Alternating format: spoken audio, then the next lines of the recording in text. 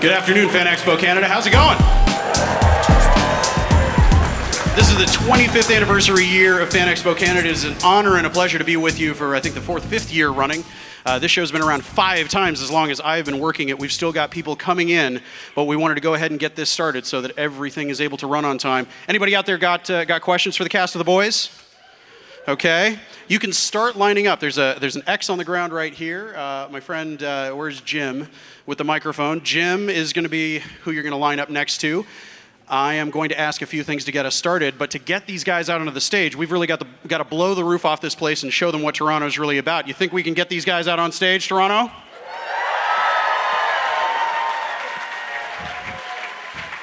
I don't believe you yet. Let's try it one more time. You ready to get the boys out on stage, Toronto?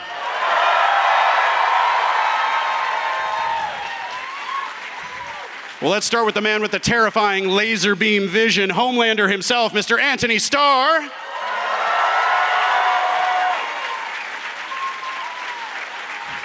if you're a fan of The Boys like I am, you know him as Frenchie calls him Betty Huey, Mr. Jack Quaid. And last but certainly not least, the man whose motives you kind of question a little bit, Karl-Heinz Urban.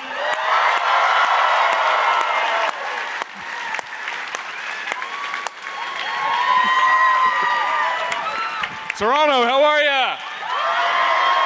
What's up? It's so good to be here and see you all. Wow. I love that you guys shoot this show in Toronto, that this is a local production, that you're able to come out here to all these fans that are here in this city. You're currently filming season 2, as I understand it. You guys dig the show? Well, that's excellent, because we're making more for you. How fucking rad is that?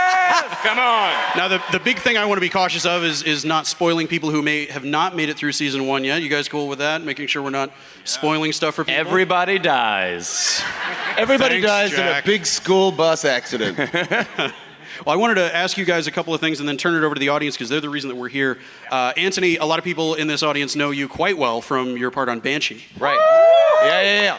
I really love that show. What was the environment like on that show? How would you compare it to working on The Boys with these guys? Oh, God.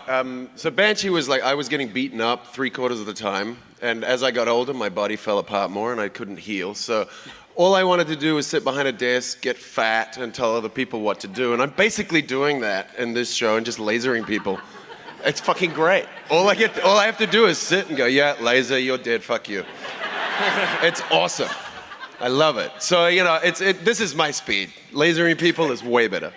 Now, I know that you have a martial arts background. You don't get to use that much of it as Homelander, but I feel like your skill with movement is something that gives you that presence that you have. Yeah. Hold on, wait, sorry.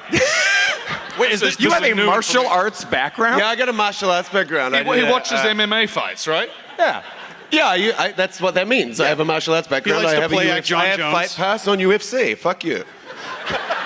That's a martial arts background where I come from. I did martial arts for like 10 years when I was younger, so that means I can throw a punch. I didn't realize I could be more terrified of you, but you just made Yes, you can. Yes, you can always be more terrified. It's okay. I'm a huge lover, not a fighter. Well, speaking of lovers, not fighters, Jack, you're in a really wonderful movie that I saw recently, Plus One. I saw it recently. I've seen it 3 times now. What was it like putting together this production? I mean, doing a rom-com, there are certain things that you want to stay away from. There are certain things that you want to do that other people aren't doing. What was it like putting the movie together? It was amazing. I mean, I got to shoot in Los Angeles, which is where I'm from, and if you're an actor, you never shoot actually in Los Angeles. You audition there, and then you come to wonderful places like Toronto or Atlanta. But it was amazing. It was this little indie, and it was based off real experiences that our directors had at weddings. It all takes place during weddings. And we had to the production had to make like 13 weddings for the show, all different weddings. It was crazy. Actually, I've seen this movie, and I hate rom-coms. I genuinely hate rom-coms, but I was like, oh, fuck, my friend's in it. I've got to watch it. Thank you. And then I watched it thinking it was going to be work. I downloaded it, and then 8 weeks later, I watched it. I just didn't want to do it. And it's really good. I swear on my life, it's really good. He's Homelander amazing. approves. Thank you. You have the stamp of approval from the laser Yay. eyes. Oh, good. Yeah, It's truly good. Check it out. less utter blood and carnage in +1 than in Yeah, The I mean, there's no Boys, but lasers, there's no babies with laser eyes. No. Carl's not in it, but apart from that, it's okay. less people exploding, but it's a good time. Yes. Now, Karl, this is not your first time doing a comic book adaptation. We know you as the definitive screen Judge Dredd. Well, there were only two, so yeah. I think. Well, by a country mile, I'll say then. Were you familiar with The Boys, the original comic material, before you got the part at all, or was it something that you studied up on once you knew that you were going in to read for it? No, I was not. You know what? That's not true. I remember seeing the comic book in a bookstore up on Sunset in Hollywood, and it intrigued me. I had a look at it, but I didn't buy it or anything. So I knew that it was in existence, and it wasn't really until my friend Anthony here got cast as Homelander that it sort of like came on my radar, and I started looking at what it was. And a few months after that, the producers contacted me and asked if I'd be interested. And I read the script, and I just thought, this is insane. I have to be a part of this. And the opportunity to work with Anthony and the rest of the cast has proven to be a good choice, because we have so much fun on the show. It's Dude, just any stupid. show with two Kiwis, the lead is a Kiwi and the bad guy is a Kiwi. It's like we live in Auckland, about 5 minutes away from each other, so it's suburb versus suburb. It's great. Is there a particular type of scene that is difficult to get through without breaking, without corpsing? Do you cut each other up on the set? Yeah, there is. I'm sorry, I gotta take the. There was one scene. It's like I'm not gonna spoil it for you guys, but there's a scene when Karl and I meet finally. Right, these two opposing forces finally meet, and we had to have babies on set. So we get 4 babies, and we're shooting overnight, and it's 4 a.m. And we're doing my tighter stuff, and I got to be holding this delightful baby, and I scare babies at the best of times, let alone if I'm wearing a Homelander suit, right? And this guy's standing there, and I got to come walking in with a baby and do this big speech, and every fucking baby screamed through every line. As soon as he touches this baby, As it soon as I touch a baby, screams. I'm like the baby, the anti-whisperer. It's like, it's phenomenal. And then I look over at this prick, and he's just standing there. So I'm walking around with this baby going, shut the fuck up, shut the fuck up. And he's just standing there looking at me with like smiling, just smiling. I was going, you motherfucker. It was so good, it was so good. I wanted to laser the baby. One last one, and I'll turn it over to the audience. There's a lot of effects work in this show, and there's a lot of imagining that you have to do on the set. Is there any things that you've had described to you? Okay, this happens, this flies into the frame, this happens that has particularly been okay. All right, I'll figure out how to act that you've had to work with. I gotta say, our effects team has been so good, and they've tried their best to make a lot of stuff very practical. I think I can talk about this because it's in the trailer. When I'm holding Robin's hands, they felt really real. Somehow they were warm, and I don't know how. No, I can't. It's still burned into my psyche. And but our visual effects team has been so amazing, and I think just working off of these guys has made it all just like a breeze. Totally. Well, I hope they have a trauma counseling budget built in for you guys. They should. It's in my rider at this point. He needs it. After what we did yesterday, he totally needs it. Oh my God. We're shooting season 2, and it's even more fucking diabolical. But we shot this shit yesterday that will A, blow your minds, and B, traumatize the hell out of this guy. I'll tell you about it. I'm still shaking a little bit. I'm really sore. I can't say why. But I had a lot to do with it. You did. He really did. The Boys Season 2. It'll blow your minds and traumatize Jack Quaid. Yep. Let's go to the audience. Oh, over here. Hi, this question's for Karl. You're working with Simon Pegg again, and I was wondering if you've paid him back for the neutron cream incident. Oh yes, Simon Pegg. No, I'm definitely a fan of the long burn, and when he came to work on The Boys, he was extremely nervous that at any juncture I was going to get him back. But I am going to get him back. Oh, no. I do. I have a very long memory. I worked on a few years ago. I worked on Lord of the Rings with Viggo Mortensen, and one night my phone went at like 3 in the night, and there's this voice on the other end going, oh, yeah. Oh, no, wait, I'll start this. There's a voice on the other end. It turned out to be my agent going, Karl, you got to get on the plane. You can't not get on the plane. I will buy you another pair of red socks. You've got to make this flight because the studio is going to freak out. I'm like, whoa, Jenny, what are you talking about? This is crazy. And she goes silent for a second. She goes, oh, Viggo. The Viggo had called her up in the middle of the night and said, Jenny, I can't get on the plane. I can't find my lucky red socks. I'm not going to go to London. I can't do it. And hung up. So he woke her up and he woke me up at 3 in the morning. Oh. Fast forward 10 years. No. I'm in Spain promoting Dredd, and Viggo's in Spain promoting his film Un Plan. I'm speaking to the press on Tuesday. He's speaking to the exact same press on Wednesday.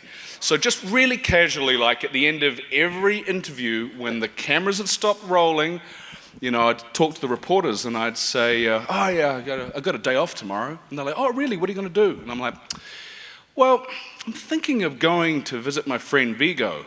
And they're like, oh really? Their ears prick up. And I'm like, yeah, he's just bought a farm. He's got 1,000 goats. He's making goat cheese. I want to see that. So the next day, every reporter goes in, doesn't want to talk about his fucking movie. They want to talk about the goat cheese farm. It made the national news. Televised. Simon Pegg can wait. Wow, do not piss off Karl Urban. While Jim's making his way back over here, I'm going to run down here. Let's hear it for our crew, everybody. What you got? Hi, guys.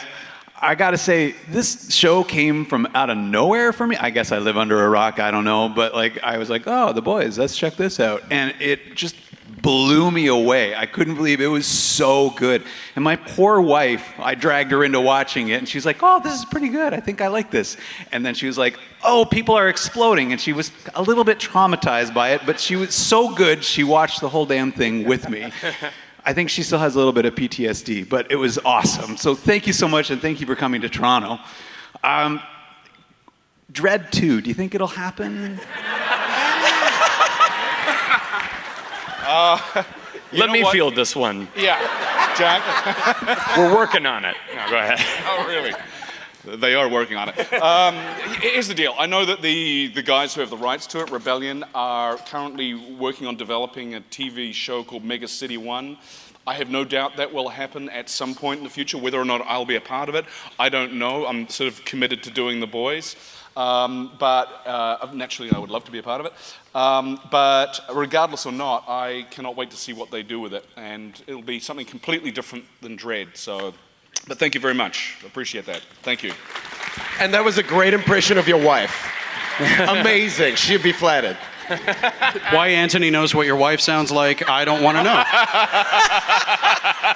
My ex-wife. True. She don't want me doing impressions of her. Moving along. Moving along. Hey there. A huge fan of the series. I really loved it, how the way everything is so gritty and everything. So, Anthony, about Homelander. My personal favorite superhero is Superman. And you will That's like unfortunate. and you're like what happened if Superman was like psychotic? Are you warming up? My question is, how the hell did you make it like that? Like, I mean, look, I don't know how to answer that because it reflects badly on my character. I mean, because I don't have an answer. It's just you think of what Superman would do and go do the opposite. And then everyone goes, I can't get, how do you get that look in your eye? I'm like, what look? You know, the look when you gotta kill people and you look crazy and you look psycho. I'm like, oh yeah, that look. Yeah, what that, I have no fucking clue what they're talking about. So I think it's just me. which is worrying. Yeah, don't back away, stay where you are. Get your ass back on the fucking spot, Mr. Superman fan. You followed directions. I think that was the right course of action in this case. And you know what? It's like, I'm gonna echo what these guys are saying. It's just so much fun, and we got our boss is amazing. Eric Kripke is just he's got such, yeah, he's awesome. So he basically, I know these guys are in the same boat. We go in and we just push the boat out in every direction we can and make mistakes and just try things out, and then he picks up the pieces and stitches scenes together. So, you know, we're really lucky. We got a good thing going here. Thanks for your question, but Superman sucks. Guess DC won't be calling anytime soon. I hate DC anyway. They're not calling any of us anytime soon. Do we want to go to Antony Starr for Green Lantern? No, we do not. No, he made a comment in Toronto. All right, hi guys. I'm a big fan of your show. I remember last year when you were shooting at U of T, so I thought it was going to be a total flop. But you guys surprised the fuck out of me. The show is that good. All right, so my question is to Anthony. We know in the show, like, you're kind of jealous of a baby.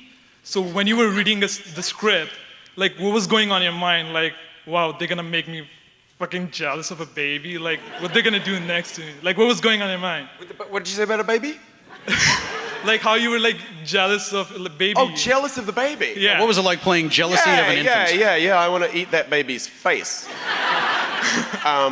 With lots of ketchup. But no, it's a funny thing because so to segue slightly, in episode 4, I won't ruin it for those that haven't watched it, but there's a plane sequence. Yeah. And it was funny because the girl, Dominique, that plays Queen Maeve, is carrying the emotional weight. Yeah, she's amazing. She carries the emotional weight of the scene. And so she had a really bad day. She had a terrible day on set, and I had a great day. I had a ball. I was laughing. I couldn't stop laughing at this douchebag doing what I do on that day. And so for me, like, it's the same deal with the baby. It's like the baby at the moment is a problem. So I want to eat the baby. And I don't feel I love babies. Babies are cool. Not at 3 a.m. when Carl's laughing at me, but babies are fine, you know. I love babies. Fine. Babies are fine. Perfectly acceptable. Yeah. No, babies are cool. End of story. I just want to request, can you say that line, like, you're the real heroes, with that exact facial expression? I mean, you guys are the real heroes. Love you guys.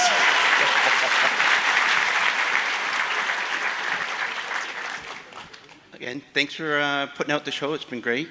And then actually, like the previous question asker, it's been a great experience for our family. We get to watch it all together. It's one of those kind of right? Really brings the whole family together. Really does. Crazy enough. The Boys, a show for the whole family. You can learn a lot of lessons, for sure. Yeah. This is a question for Karl. Karl, you've been in epic movies like Lord of the Rings and in the Marvel things and the Star Trek universe. Do those big movies, do you treat them different than these these serial TV shows? Thank you for your question. No, listen, fundamentally it is the same. It's the same process. You have a crew, you know, a script and actors that you work with, and the only difference really comes down to time. But I have to say on The Boys, we shoot, this season we're shooting an episode every 12 days, and on bigger days we get a second unit, so it actually has a really filmic quality about it. And the thing that I love about our show and what our showrunner Eric Kripke is all in favor of doing is actually doing real in-camera practical effects. You know, he would put us in a situation or a dangerous situation, rather than put us on a green screen. Oh God, I'm still shaking from yesterday. Imagine he you're would in a rather have room, us do it and do it old school. And like this season is even more diabolical. Like we had a sequence yesterday that we had a helicopter out on set helping shoot it. That's like we're going there, and that's what they used to do before computer CGI stuff came along. So it adds a real kind of visceral, real world quality about it. But no, to answer your question, the process is fundamentally the same. Yeah. Thank you. You've been hyping up this episode you were filming yesterday. I mean, it doesn't spoil anything. Can you tell us which episode of season 2 it is? We can say it's episode 3. It's episode 3. Yeah. Okay. Hi. So I have 2 questions. The first one is for all of you. Working on a show like this, what was the hardest part to film, like gruesome and like irky-wise? Jack? Irky-wise, sorry. Just being covered in blood for hours on end for me. I mean, just it sticks to your skin and your clothes, and it's fun. It's a good time. Head and Shoulders shampoo shout out to them. They really help get it out. This panel brought to you by Head and Shoulders shampoo. Yes, The Boys season 2 sponsored by Head and Shoulders. I've become somewhat of an expert at being covered in It's so copious good. amounts of blood. It's so good because it's almost like 2 shows, right? There's the boys, which is fine, and then there's the superheroes, right? So every day, but we have crossover when one of us is coming in or out. So every time I pass Jack, when I'm coming to work and he's leaving, he's like walking past with shit and blood all over him. So he's like, oh, just so unhappy with his life, going to his trailer for a cold shower and his Head and Shoulders, like miserable. And you're looking pristine in your superhero outfit, just like a frickin' god that lasers babies. Yeah, like, good boy. Yeah, I did good. that in Banshee. Have fun. Yep. It's my time to get beat up now. Yeah. Exactly. Okay, and my second question is just for Jack. I was a big fan of vinyl. And I was just, Thank you. You were the one. Thank you very much. Oh my God. I was just wondering, what was it like working with all those like amazing people like Scorsese and... That was crazy. It was nuts. The pilot was directed by Scorsese. We had Terrence Winter as our showrunner and Mick Jagger as an executive producer. And I never thought I would actually see Mick Jagger on set, but I did a lot, and that was really surreal. Because I remember I was doing this scene. I was in some disco room, I don't know, and I was leaving, and I didn't know he was on set, and all of a sudden there he was. It was just like, oh, that's Mick Jagger. And he was just like, right scene. And I'm like, this is not real life. So that was my first TV show ever. So that was like really surreal to have it be filled with all these amazing people who I loved and respected for years. That was nuts. Thank you. Thank you. This is for Karl. I love Xena, Warrior Princess. My question is, who did you like playing better, Caesar or Cupid rocking that blonde dew in the wings? Wow, that's taking it way back. It's always difficult when I get asked, what's your favorite character? It's like, asking someone who's your favorite child. Who is your favorite Who is your favorite child? I think she has an answer, actually. Correct. Yeah. But no, for me, I guess I enjoy playing the characters that are somewhat morally ambiguous, shades of grey. That to me is interesting. So if I had to choose, I'll go for Caesar. It's always fun to play those characters, as Tony's experience at the moment, that are on the edge of the precipice and they're looking over and they're unblinking, and that is so much fun to play. So, Thank you. Thank you. Just on the note of Xena, if you did want to check out me and Xena, I was David in the David and Goliath story. And it's probably some of the worst acting you'll ever see in your life. I shouldn't be saying it, but if you want to laugh, I think we all need to meme the fuck out of that. So that's DC checked off. Hi guys, this message is for Anthony and Karl. If there ever was a smackdown between Homelander and Judge Dredd, who would win and why? Homelander and Judge Dredd? Laser eyes, bitch. I don't know. Judge Dredd's smart. Like he'd use his brains to defeat Homelander. The laser eyes are a bit of a fucking problem. I'd have to work around that.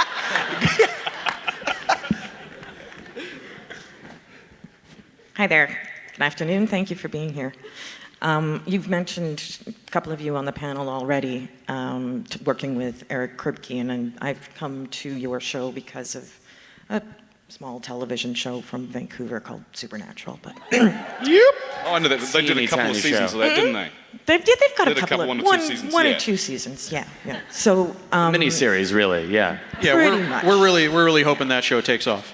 Yeah, they've got something going. They do have something, little show that could. So, in all seriousness, Eric Kripke, insane genius or just genuinely insane? Can we say both? Because he's so good at what he does and creating these stories. Having said that, the stories that he creates out of his brain are so fucked up that I do believe there is a degree of insanity in there, for sure. I also thank you very much for that, and I do also have to agree with you with Head and Shoulders. Last night, 2 washes, third of a can of Manic Panic, gone. Yeah, thank you. There you go. I totally agree. Totally. 100%. The boys at Hashtag Fan Head and Expo Shoulders. brought to you by Head and Shoulders. Head and Shoulders. Head and Shoulders. There you go. Thanks, guys. Thank you. Thank you. Cheers. Hi, huge fan. Love the show. I binged it in like 2 days. I'm not familiar with the comics as much, but I know that it varies greatly from the comics. I'm just wondering if there's anything that you guys would like to see your characters do or change, or with the plot line or anything like that. Based off the comics? Based it like in terms of, what do we want to see from the comics brought to the TV show? Well, first of all, I think you couldn't put the comics on screen as they are. You couldn't directly put it on. No, you wouldn't be able to screen it because the comics is so out there. So I think, there was a natural reining in of certain elements of the show. It's got to be, we have to have it watchable. So I think we managed to pull that off pretty well, and we've protected the integrity of the comic, and I know that the comics creators are pretty pleased with it, like they're really supportive of it. So, but I'm gonna leave it to these guys because I love my dude, man. I'm like I have so much fun. There's nothing in the comics that I wish we were doing. In fact, quite the opposite. I'm the ideas that we were just talking about with the ideas that Eric and the writing team are coming up with are just so good. So I'm good. So you too. Oh, thank you very much. You're welcome. I know I look very different from my comics version. I'm 6'3", and I'm not Scottish, and I don't look like Simon Pegg in the 90s. But maybe for a season, Huey grows a goatee. Let's do it. Yeah, sure. I'll do it. That's a great question. I would probably, I would love to have Terra around. Yeah, which is, for those who aren't familiar with the comics, Butcher's got this bulldog who has quite a distinctive personality. Should we say that? It'd be cool to have Terra. Hang around for season 2. Stick around. As a little follow-up to that, have you guys gotten to interact with Garth Ennis much at all? We had an interesting experience. Interact with what? Garth Ennis. Oh yeah. We were at Tribeca. We kind of premiered the pilot episode of the Tribeca Film Festival in New York, and then afterwards we went out to this just one random bar in the West Village. Some dive bar. Yeah, somewhere. it was like the two of us, Chase, Aaron who plays Starlight, and Nathan who plays Black Noir, and we're all just hanging out. And I look over, I'm like, that's Garth Ennis right there. He was just sitting at the bar having a Guinness, and we hadn't met him before, but then we just talked, and he was the nicest guy. He was amazing. Yeah. It was pretty random, but it was great. Yeah. Next up. Hi, question for Karl Urban. I'm a huge Lord of the Rings fan. Did you have a favorite scene that you shot? A favorite scene that I shot? Yeah. Yeah, probably the scene in The Two Towers where Éomer surrounds Aragorn, Legolas, and Gimli with the horses, and it's probably my favorite. Primarily because my sword falls out of my scabbard when I hop out, and I can't believe that they didn't notice that. They were so intimidated. Or CGI it out. They thought, no, that looks cool. It's vulnerability. It's vulnerability, yeah. He is human. I don't even need to hold my sword. It can just lay on the ground. Exactly. It was such a fun experience working on that. It really was a dream come true. I remember Vigo really wanted to do this dawn shot one time of Aragorn, Legolas, and Gimli running over the plains of Rohan, chasing the orcs who've got Merry and Pippin. So he convinced the producer to literally let us camp out on location so they could get up at 3 in the morning to be ready to shoot at 5:30. So of course he invited everybody and we had a party. And we were all still, huge, a massive sort of bonfire and partying on to the night. And at some point they had to get up and go into makeup, and we were all still partying. And I just remember watching the first take of this shot, and as Aragorn, Legolas, and Gimli are running along past camera, Orlando Bloom's running along. He gets past the lens, buckles over, and vomits. I wonder how that didn't make it into the special features. Strange. I mean, you would think people would want to see that. Strange. Yeah. He knew to get off frame. I like that. Smart. He knew to get off frame. A professional, ladies and gentlemen. True professional. True professional. I'm out of the shot.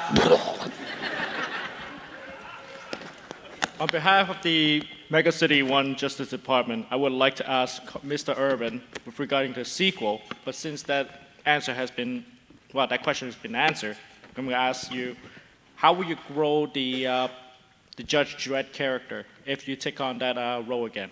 And I would like to present you with this subpoena. You're presenting me with a subpoena, buddy. Stand in line. Are there Judge Dredd? No, I've got other subpoenas. Let's not talk about it. Yeah. Please present away. Yeah. Thank you very much. A subpoena. Oh, this is so exciting. Thank you. And what am I being subpoenaed for? All right, lovely. This subpoena orders a person or organization to submit the following digital evidence. You're not getting that shot, mate. Steady on, Tiger. Bloody hell. But if you come to the photo booth later on, me and Jack are going to do some photos later on. Have you done yours? 5:30. I did mine. He did his for the day, but the two of them have photo ops at 5:30. Come see us at photo ops, and I'll do this for you. All right? All right. No, get your head out of the gutter. Unbelievable people. This I can do. That I can't. Unless, how much money have you got? No, all right. Never mind. It's a different convention. Yeah, that's furries. Yeah. that's right. How you doing, Tiger? You got a question there? Yeah, it's great to see you guys. I really love the show. It's amazing. And even more, what I love is I've been starting doing BG work and doing some scenes on this show, and it's been phenomenal. It's been a great experience. Amazing. You're part of our cast. Yeah, and it's fantastic. it's just phenomenal. It's just the things that go behind the scenes and the amount of work you guys do. It's incredible. Sometimes people don't realize the 14 hours, 15-hour days you guys put in. And all the lines you have to learn, everything. It's amazing. So it's phenomenal. I just love it. I love it. I love being on it. It's great. I just wanted to know, some actors on shows end up doing directing, and do you guys have envisioned yourself maybe directing an episode in the future? Any of you guys? Our show is a lot. Our show is a lot, and a lot of stuff happens. I don't know. It'd be stressful for sure. From my perspective, one day I'd love to direct. Sure. This show is brutal. I don't think you could direct and act in this show. I don't know. Maybe you, Carl, maybe you could. I don't know. But Mr. I can do anything. But he's from a more upscale suburb than me, so he probably can. No, but some real issues coming out here, folks. Yeah, do I sound bitter? Neighbors. Do I sound bitter? No. No, it's a big show though, and directing an episode of this show is bananas. Yeah. So I think it would be a challenge. Let's put it that way. I direct an episode where Huey stays completely clean. the whole way through. That's my contribution, for sure. I'd love to direct an episode, but the idea, the thought of directing Anthony just horrifies the fuck out of me. And I would make it a horrifying experience. I fucking totally promise would. you. I mean, would that be worth it? I'd be like, fuck you, Hernbay. But Google seriously Hernbay, though, it's like worth it. as a director, it's like the amount of work that you have to put into the show, and if you had to add that to acting in it as well. I don't know how you could. Yeah. So yes, I'll be doing it next year. So yeah, I told you, he thinks he can. I totally could. Thank you. Guys, stop fighting. Guys. I'm gonna slap you with my They're telling me gloves. that we've got about 5 minutes left. If we go real fast, I think we can get everybody. So if we can try to go fast, I want to get to everybody we can. Kia ora, it's great to see Kiwis. Kia ora. On stage here and also on The Boys. My question is for Karl. Big fan of short poppies. Any chance that's coming back, and any chance Alex, the gay hairdresser, will be coming back? Are they making more of that? I don't know, I'm asking you. Well, sure, I would love to come back and do more short puppies. I love working with Jermaine and Reese Darby, you know those guys from Flight of the Conchords? Reese Darby, mate, yeah, bloody good. Don't know what, he's not Australian, by the way. But yeah, for sure, why not? Sure. Hello, gentlemen. G'day, mate. Good day, mate. We'll get him there, I know. We're not Australian. I'm from Santa Monica. What's up, dude? This is a question for all of you. It seems to me that the characters in The Boys are Randian egoists that are after their own self-interest. So, personally, is there a person on this earth that you think has the constitution to wield such a power? And like a modern-day Marcus Aurelius or something. And to Mr. Urban in particular, what's the deal with all the Hawaiian shirts? With all the What's the deal? What Hawaiian shirts? Oh, Hawaiian shirts. Oh, yeah. Huh. What is the deal? What is the deal, Karl? It's a good deal, clearly, because that's all I wear. Yeah. Last year, Offset, Karl did not wear Hawaiian shirts. This year, this is who he is now. Really taking the part home with you. Yes. Literally. That's an amazing question. If there was a person in real life that could be a superhero, who would that be? Was that essentially the question? Or who would be the worst person to have superpowers? Do you think that somebody could wield that kind of power responsibly? Do you think there's somebody who could? No. Morgan Freeman. Yes. Morgan Freeman. Yes. So God himself. He's the voice of God. Like he could do that. That guy's like, I feel his soul every time he speaks. Yeah. And it's clean and good. Also, Keanu Reeves. No. He could. He No. could. Come on, man. That's the So best many answer. stories about him being nice and stuff in the real world. He's Sure, cool. okay. Yeah, sure. He's Canadian, yeah. Oh, well then, yes. Yes. I know my audience. I'll go Hugh Jackman. Yeah.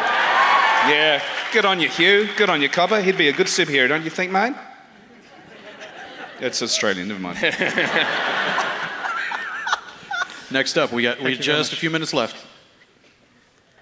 Hi there. I knew nothing about the comic book universe for The Boys, but I heard that Éomer was in it, so I decided to watch. I have a question about the superheroes. It seems like the males on the show, the male superheroes, are much more susceptible to corruption and using their powers in a bad way. Not to say that the female characters don't navigate that, but is there going to be any more exploration of female supes having this corruption that they're dealing with, or is it just the men are trash? Oh yeah, you wait till you see season 2. I think everybody knows that they've cast a woman as Stormfront, Yeah, right? Stormfront. Yes. Stormfront's Yeah. gonna blow your mind. She is the shit, I tell If you. you know we the got, comics, you know exactly what we're talking about. We got Aya Cash from a show called You're the Worst, and she comes on and she is one badass broad, and with a serious dark streak. She's nailing it. You think Homelander's terrifying? What do you see what she does? Yeah, seriously, like she's a match for me. But I don't think we can avoid Starlight as well. Like she's learning how to be a little bad. Yeah. You know, through the series and definitely into season 2. She does she has a sprinkle of dark side. Okay, I'm gonna be shut. Thank you. I've got good news and bad news. The good news is I think this has been incredible, right? Now, the bad news is we've run out of time, but the two of you do have photo ops later today at 5:30, and you're here today and tomorrow, yes? We do, we do. Come see us, come say hello. We're down signing all day, and come to the photo ops. But wait, let's just do one last question. Yes, please. One more. Please. I love being, yes. Hi, I'm a big fan, and Karl Urban, I just watched Lord of the Rings last night, and you made me cry, so thanks a lot for that. I was just wondering if any of you guys had advice for aspiring actors. You know what? That was the last question. The one that was. Yes, we do. This is some great advice. Go to law school. Be a doctor. Actually, I said to my dad, I'm going to be an actor. He says, no, son, you pronounced it wrong. It's doctor.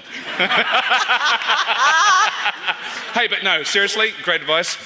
Invest in yourself. Invest in your craft. When you're not working or you want to work, take classes. Any classes that you can do, and you invest in your craft. And it's all that small-time experience that would lead to the ability. When that opportunity presents itself, you'll be ready. You won't be nervous. You'll be prepared. So that's no matter what you want to do in life. Just invest in yourself. And you're gold. I'm going to add on to that. Thank you so much. Oh, sorry. I want to add on to that real quick. Make your own work if you can. Get some friends together. You'll have a ball. Make a web series. Make some sketches. I did that when work really wasn't. No one was knocking on my door, and it just helped my sanity. And I think that work begets work in some ways. So creating your own stuff is amazing. There's still no one knocking on his door, but I know no one is. It can. No one's knocking on his door because he lives in an apartment and you can't get. You can't get there. You got to buzz. I got to buzz you out. Real quick, can you guys leave us with Karl? You've done a bunch of conventions. Jack, Antony, you're new to this. What has the experience been like having these fans come up to you and tell you these stories about what the work you've done has meant to them, tough times through their life that it's helped them get through? What's that experience been like for the three of you? For me, I really enjoy it because when you do something like theatre, you get an instant idea of whether something that you are involved with is appreciated or not. And it's always lovely to come to events like this and connect with the fans. And it's just a wonderful experience. It's a fun, positive atmosphere, and I just love meeting all you guys. So I've done a few Comic-Cons now with Banshee and this, and going back a few years. And you know what? You guys are the best. You're Seriously, the least pretentious, most genuine people at all of these events, and honestly, it's the chance to come here today and do this one was a no-brainer for me. It was like, fuck yeah, I'll come for you guys. Thank you so much for having us. Thanks, seriously. everybody. Let's hear it. You guys have been great. Toronto. Cheers, you. We love you. Come see us. Do a photo. Say hello. Boom. You're trying to avoid your subpoena, sir. Subpoena. Bye, guys. Thank you. Served. All right.